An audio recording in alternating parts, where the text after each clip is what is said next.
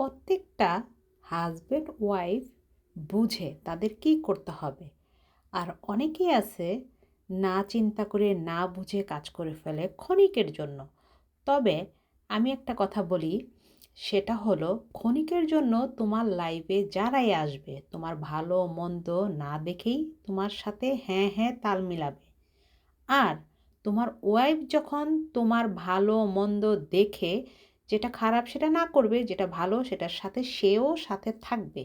কারণ সে জানে কয়েকটা লাইফ, স্বামী স্ত্রী বাচ্চা নিয়ে কয়েকটা লাইফ জড়িত, সামনে আগাতে হবে। কিছু কিছু সময় আমরা কিছু অতিথি মানুষ হোক পাখি হোক সুন্দর কিছু দেখলে সেটার পিছনে ছুটে বেড়াই, তাই না? আর তখনই আমরা কাছে থাকা মানুষটার সাথে অবহেলা করি। আরে একটা কথা মনে রাখবা, সৌন্দর্য হলো, ভালো লাগা হলো ক্ষণিকের।